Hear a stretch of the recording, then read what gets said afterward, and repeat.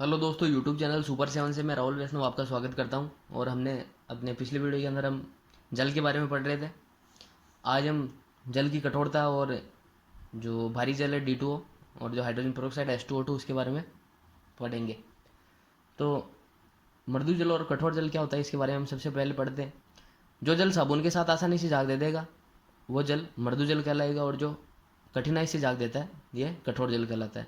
और जो जल के अंदर जो कठोरता होती है, ये कैल्शियम और मैग्नीशियम के जो बाइकार्बोनेट, क्लोराइड है, सल्फेट है, नाइट्रेट आदि लवण होते हैं, उनके कारण इनके अंदर कठोरता पाई जाती है। जो हम नॉर्मली जो साबुन काम में लेते हैं वो स्टेरिक अम्ल होता है, यानी C17H32COO Na, यानी C17H32। जो स्टेरिक अम्ल है इसका सोडियम लवण होता है, जिसका शुद्ध C17H32COO Na होता है। इसे हम सोडियम स्टेरेट या साबुन ये जल में विलय होती है। अब जब हम कठोर जल होता है जिसके अंदर कैल्शियम और मैग्नीशियम के जो लवण पाए जाते हैं, तो ये जल के अंदर अविलय होते हैं। जब हम कठोर जल इसकी इसके साथ जब हम साबुन का प्रयोग करते हैं तो इसका जो अवक्षेपण होता है ये पूर्ण रूप से होता है, तब तक हमें साबुन कंटिन्यू लगानी पड़ती है, जिससे कि बहुत सारा साबुन है जो व्यर्थ खराब हो जाता है। इसलिए जो कठोर जल है इसके साथ हम साबुन प्रयोग नहीं करते। कैल्शियम और मैग्नीशियम के जो स्टेरेट है ये जल के अंदर अविलय होते हैं। कठोर जल साबुन के साथ झाग बनाने के स्थान पर कैल्शियम और मैग्नीशियम के अविलय स्टेरेट बनाता है। जब हम रिएक्शन देखते हैं, जो कैल्शियम है इसका जो लवण क्लोराइड लवण, इसकी हम जो जल के अंदर कठोर जल में उपस्थित रहता है, इसकी जब हम साबुन से अभिक्रिया कराते हैं, मतलब कि जो हमारा सोडियम स्टेरेट है इसके साथ, तो ये अवक्षेप प्राप्त होता है और सोडियम क्लोराइड प्राप्त होता है। तो जब तक ये इसका पूर्ण रूप से अवक्षेपण नहीं होगा तब तक साबुन जल में झाग नहीं देगा। तो कठोर जल में उपस्थित कैल्शियम और मैग्नीशियम आयनों का जब तक पूर्ण रूप से अवक्षेपण नहीं होता है तब तक कठोर जल साबुन के साथ झाग नहीं बनाता। इस क्रिया में काफ़ी साबुन व्यर्थ हो जाता है, इसलिए कठोर जल कपड़े धोने के लिए प्रयुक्त नहीं होती है। अब जल की जो कठोरता है ये दो प्रकार की होती है। पहली है अस्थायी कठोरता और दूसरी है स्थायी कठोरता। अस्थायी कठोरता का मतलब है जब हम कठोर जल को जब गर्म करते हैं और उबालने से अगर इसकी जो कठोरता दूर हो जाए तो इस प्रकार की कठोरता अस्थायी कठोरता कहलाती है। और अगर उबालने से दूर ना हो तो ये स्थायी कठोरता कहलाती है। जल में अस्थायी कठोरता उसमें कैल्शियम और मैग्नीशियम के बाइकार्बोनेट लवण घुले होने के कारण होती है। जब कैल्शियम और मैग्नीशियम के बाइकार्बोनेट घुले होंगे तो इस प्रकार की कठोरता अस्थायी होगी। इसे हम उबालने से जल को उबालने से इसको दूर कर सकते हैं। अस्थायी कठोरता को दूर करने के लिए या तो इसको उबाला जाता है जल को, या फिर इसमें भूजा चूना या दूध या चूना डालने से इसकी कठोरता दूर की जाती है। जब हम कैल्शियम के जो बाइकार्बोनेट लवण है इसको जब हम गर्म करते हैं तो ये कैल्शियम कार्बोनेट जल और CO2 मुक्त करता है, और ये जो कैल्शियम कार्बोनेट है ये जल में अविलय होता है। इसी प्रकार से जब हम मैग्नीशियम बाइकार्बोनेट है इसको गर्म करते हैं तो ये MgCO3 और H2O में टूटता है और साथ में कार्बन डाइऑक्साइड गैस निकलती है। और जब हम इसकी बूझे चूने से अभिक्रिया कराते हैं तो ये कैल्शियम बाइकार्बोनेट है, इसकी हम कैल्शियम हाइड्रोक्साइड यानी जो बूझा चूना है इसके साथ अभिक्रिया कराएंगे तो कैल्शियम कार्बोनेट और जल प्राप्त होगा। ये कैल्शियम कार्बोनेट अवक्षेप के रूप में प्राप्त होगा क्योंकि कार्बोनेट ये जल में अविलय है। अब है जल की स्थायी कठोरता, यानी वो कठोरता जो जल को उबालने से दूर ना हो, वो स्थायी कठोरता कहलाती है। और जो इस प्रकार की कठोरता होती है ये जल के अंदर जो कैल्शियम और मैग्नीशियम के जो सल्फेट, क्लोराइड और नाइट्रेट लवण होते हैं इनके घुले होने के कारण होती है। अब इनकी कुछ विधियाँ है जिससे कि स्थायी कठोरता को दूर किया जा सकता है। जल में सोडियम कार्बोनेट डालकर उबालने से ही स्थायी और अस्थायी दोनों प्रकार की कठोरता दूर हो जाती है। जो कैल्शियम सल्फेट है, जो सल्फेट लवण है इसका कैल्शियम का जल के अंदर घुला हो, जब हम इसके सोडियम कार्बोनेट से भी क्या कराते हैं तो कैल्शियम कार्बोनेट और Na2SO4, ये कैल्शियम कार्बोनेट अविलय रूप से हमें प्राप्त होता है और इस प्रकार से इसकी कठोरता दूर होती है। इसी प्रकार से MgSO4 इसकी Na2CO3 से कराएंगे तो MgCO3 प्लस Na2SO4, यानी जो स्थायी कठोरता सल्फेट वाले।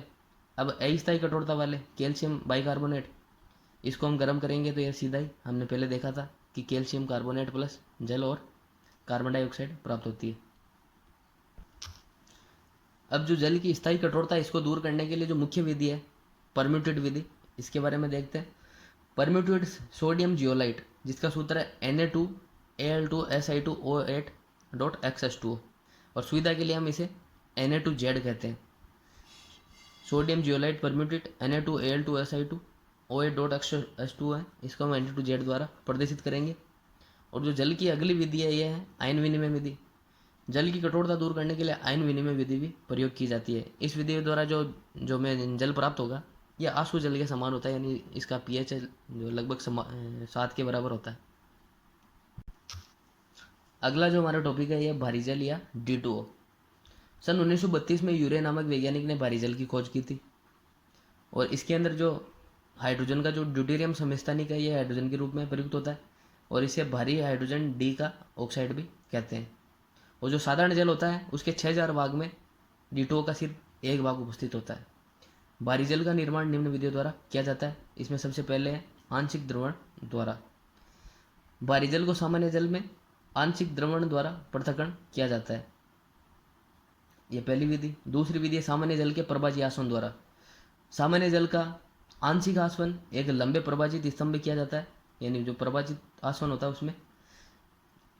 इस प्रक्रम को बार बार दोहराने पर पात्र में हल्का भाग यानी जो प्रोटीरियम का जो जल है यह पहले आश्रित होता है, उसके बाद में जो ड्यूटेरियम से जो बना हुआ जल है D2O यानी भारी जल, ये बाद में आश्रित होता है और इसे हम अलग करके D2O प्राप्त करते हैं। अब है D2O के भौतिक गुण और रासायनिक गुण, जिनके अंदर हम सबसे पहले भौतिक गुण देखते हैं। जो भारी जल का जो गलनांक, क्वथनांक, वाष्पन एंथैल्पी, घनत्व, श्यानता का मान तथा जो साधारण जल से ये अधिक होता है। और जो भारी जल है ये रंगहीन, गंधहीन और स्वादहीन होता है। रासायनिक गुण है ये इसके जो रासायनिक गुण है ये भारी जल के ये साधारण जल के समान ही लगभग होते हैं। भारी जल में उपस्थित OD बंध है यह साधारण जल OH बंध की तुलना में थोड़ा प्रबल होता है, जिसके कारण भारी जल की अभिक्रियाएं साधारणतः जल की तुलना में धीमी होती है। अब रासायनिक गुणों में धातुओं से D2O की अभिक्रिया। भारी जल धातुओं के साथ अभिक्रिया करके ड्यूटेरियम गैस उत्पन्न करती है, जिसमें हम पहले देखते हैं जो क्षारीय धातु है सोडियम, इसके साथ जब हम भारी जल की अभिक्रिया कराते हैं तो NaOD और जो D2 गैस है यह प्राप्त होती है। अगला जो इसका रासायनिक गुणधर्म इसमें हम पढ़ेंगे धात्विक ऑक्साइड से अभिक्रिया। तो भारी जल है ये सोडियम ऑक्साइड से अभिक्रिया करता है तो सोडियम ड्यूटेरोक्साइड बनाता है। जैसे Na2 है यानी जो ये धात्विक ऑक्साइड है, इसकी हम भारी जल D2O से अभिक्रिया कराते हैं तो NaOD प्राप्त होता है। और अधात्विक ऑक्साइड से जब अभिक्रिया कराते हैं तो भारी जल सल्फर ट्राईऑक्साइड है जो कि अधातु है और इसका ये ऑक्साइड है SO3, इसके साथ अभिक्रिया कराएं तो ड्यूटेरोसल्फ्यूरिक एसिड प्राप्त होता है SO3 प्लस D2O, ये D2SO4 इस प्रकार हमें प्राप्त होता है। अब है धात्विक कार्बाइड के साथ D2O की अभिक्रिया। भारी जल धात्विक कार्बाइड के साथ जब अभिक्रिया करता है तो ड्यूटेरोमेथेन प्रदान करता है। Al4C3 जो कि धात्विक कार्बाइड है, इसकी जब हम भारी जल से अभिक्रिया कराते हैं तो AlOD थ्राइस प्लस जो CD4 है यानी कि जो ड्यूटेरोमेथेन है यह प्राप्त होता है। अब है भारी जल के उपयोग। इनमें सबसे पहले जो इसका सबसे ज़्यादा उपयोग होता है ये भारी जल है, इसका नाभिक के रिएक्टर में जो न्यूट्रॉन की गति है इनको कम करने के लिए मंदक के रूप में भारी जल का उपयोग किया जाता है।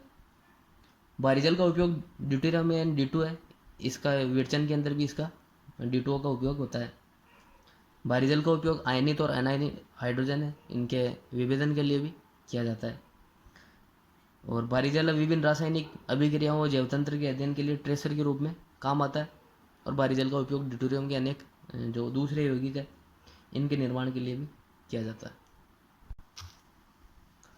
अब हमारा जो अगला टॉपिक है यह हाइड्रोजन पेरोक्साइड H2O2। सन 1818 में इसकी खोज LJ थेनार्ड ने की थी और इसे ऑक्सीजन युक्त जल भी कहते हैं, क्योंकि जल का सूत्र होता है H2O और ऑक्सीजन अगर उसमें जुड़ जाए तो H2O2, इस प्रकार से इसे ऑक्सीजन युक्त जल भी कहते हैं। इसका आणविक सूत्र H2O2 है। यह एक महत्वपूर्ण रसायन है जिसका उपयोग पर्यावरण नियंत्रण में तथा औद्योगिक जो इनका जो अपशिष्ट होता है इनके उपचार के अंदर किया जाता है। उद्योगों के जो होते हैं अपशिष्ट होते हैं उनको ख़त्म करने के लिए H2O2 का उपयोग किया जाता है। अब है H2O2 है इसके विरचन की विधियाँ, जिसमें पहली है मार्क विधि है सोडियम पेरोक्साइड से निर्माण की विधि। तो सल्फ्यूरिक अम्ल है इसका जो तनु विलयन यानी 20% तनुता का जो विलयन लेते हैं एक पात्र में, जो चारों तरफ से बर्फ़ से घिरा होता है। और अब इस जो पात्र है इसमें सोडियम पेरोक्साइड को थोड़ी मात्रा में धीरे धीरे लगातार हिलाते हुए मिलाते हैं। और विलयन को अगर हम और ठंडा करें तो क्रिस्टल प्राप्त होते हैं Na2SO4.10H2O के। जब इन्हें हम छान लेंगे तो हमें प्राप्त विलयन होगा ये H2O2 का 30% जलीय विलयन प्राप्त होता है। इसकी अभिक्रिया निम्न तरह से होती है। Na2O2 यानी सोडियम जो इसका जो पेरोक्साइड है, इसकी हम जब तनु H2SO4 है इससे अभिक्रिया कराएंगे तो Na2SO4 प्लस H2O2 प्राप्त होंगे। अगली विधि है विरचन की बेरियम पेरोक्साइड से। इस विधि में जलीय जो बेरियम पेरोक्साइड है BaO2.8H2O का बर्फ जैसे ठंडे जल के साथ पेस्ट तैयार करके इसकी 20% बर्फ जैसे ठंडे सल्फ्यूरिक अम्ल के साथ अभिक्रिया कराते हैं। तो बेरियम जो सल्फेट है इसका जो श्वेत अवक्षेप प्राप्त होगा इसे हम छान लेंगे और जो शेष बचा जो विलयन होगा ये 5% H2O2 का विलयन प्राप्त होता है। और ये ध्यान रखना चाहिए कि इस विधि में निर्जल बेरियम पेरोक्साइड है इसका उपयोग किया जाना चाहिए। जो निर्जल बेरियम पेरोक्साइड है ये इसलिए उपयोग में लिया जाता है क्योंकि जो बेरियम सल्फेट है जो अवक्षेप के रूप में प्राप्त होता है ये धीरे धीरे एक सुरक्षात्मक आवरण बना लेता है और जिससे कि रासायनिक विक्रिया जो आगे नहीं बढ़ पाती है और H2O2 का निर्माण रुक जाता है। इसलिए हम जो निर्जल बेरियम पेरोक्साइड है इसका उपयोग नहीं करते हैं। ये विक्रिया निम्न तरह से होती है BaO2.8H2O और H2SO4 के साथ अभिक्रिया होगी तो BaSO4 का श्वेत अवक्षेप प्राप्त होगा और जो H2O2 है इसका 5% विलयन प्राप्त होगा और जल।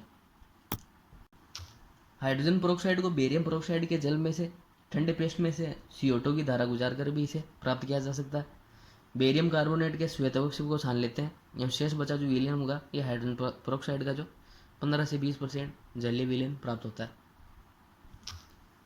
ये जो बेरियम पेरोक्साइड है इसकी जब हम कार्बन डाइऑक्साइड प्रवाहित करेंगे तो बेरियम कार्बोनेट अवक्षय के रूप में छान लेंगे तो इसे H2O2 प्राप्त होगा।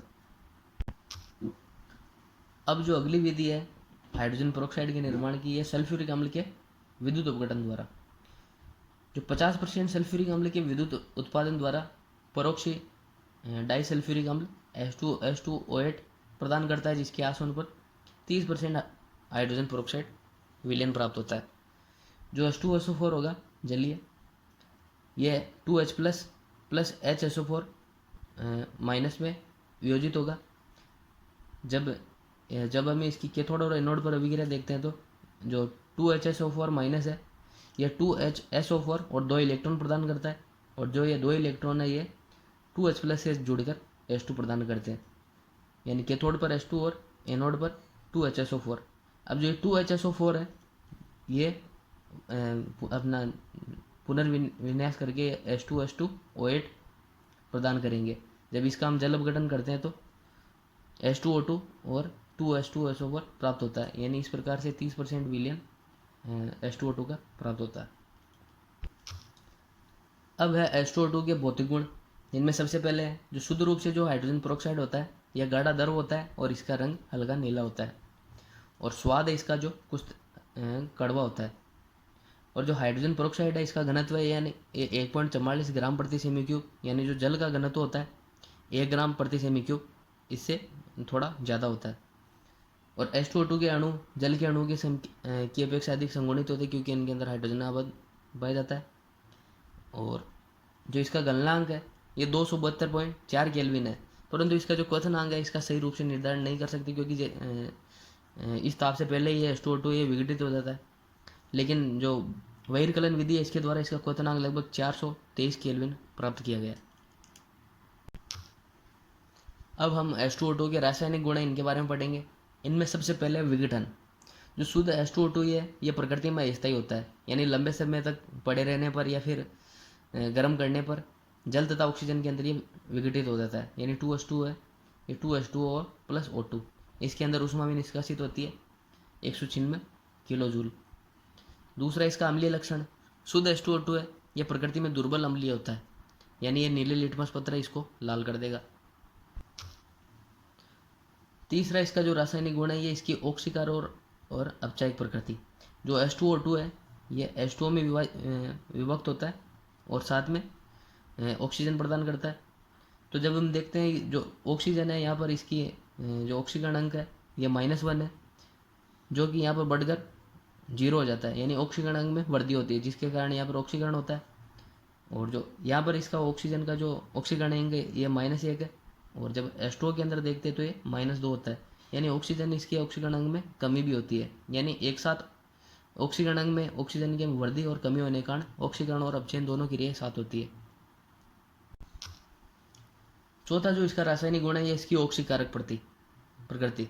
H2O2 है, ये तुरंत विघटित होता है और ऑक्सीजन मुक्त करता है, और ये ऑक्सीजन नहीं है किसी दूसरे के साथ जुड़ जाती है तो जो दूसरा जो यौगिक होगा उसका ऑक्सीकरण हो जाएगा और स्वयं का अपचयन, अतः एक ऑक्सीकारक की भांति कार्य करता है। और ये ऑक्सीकरण है ये उदासीन, अम्लीय और क्षारीय माध्यम तीनों में हो सकता है। अब है H2O2 की अपचायक प्रकृति। H2O2 एक कई प्रबल जो ऑक्सीकारक होते हैं इनसे ऑक्सीजन को ग्रहण करता है और अपचायक की भांति कार्य करता है। जैसे कि H2O2 है, यह प्रबल जो ऑक्सीकारक होंगे उससे ऑक्सीजन ग्रहण करेगा और जो H2O है प्लस O2 में टूट जाएगा। इसमें से उदासीन माध्यम के अंदर इसकी जो पहली अभिक्रिया है निम्न प्रकार है। जो हेलोजन होते हैं उनको हेलोजन अम्लों के अंदर ही अपचित कर देता है। जो यहाँ पर जो Cl2 एक प्रकार का हेलोजन तत्व है, और जब इसकी H2O2 से अभिक्रिया होती है तो ये हेलोजन अम्ल यानी HCl के अंदर अपचित हो जाता है और ऑक्सीजन प्रदान करता है। और ये विरंजन क्रिया में प्रयुक्त अनाभिकृत क्लोरीन को हटा सकता है, और इसे एंटीक्लोर कहते हैं। एंटीक्लोर का मतलब है वह पदार्थ जो क्लोरीन को नष्ट कर दे, अतः विरंजन क्रिया में प्रयुक्त अनाभिकृत क्लोरीन को हटा सकता है। उदासीन माध्यम में दूसरी अभिक्रिया धातु के ऑक्साइड जो धातु में अपचित हो जाते हैं, ये Ag2O है, एक प्रकार का धातु ऑक्साइड है। जब इसकी अभिक्रिया H2O2 से होती है तो ये धातु यानी अर्जेंटम Ag में अपचित हो जाता है और H2O2 मुक्त करता है। इसी प्रकार PbO2 है, जब इसकी अभिक्रिया H2O2 से होती है तो PbO जो धातु ऑक्साइड है उसमें और H2O प्लस O2 में। छठा जो इसका रासायनिक गुणधर्म है यह पेरोक्साइड का निर्माण। जो निर्जल H2O2 है यह अम्लीय प्रकृति का होता है, दुर्बल अम्लीय, अतः ये क्षारक के साथ अभिक्रिया करके लवण प्रदान करता है, और जो यहाँ पर जो लवण प्राप्त होगा एक प्रकार का पेरोक्साइड होगा।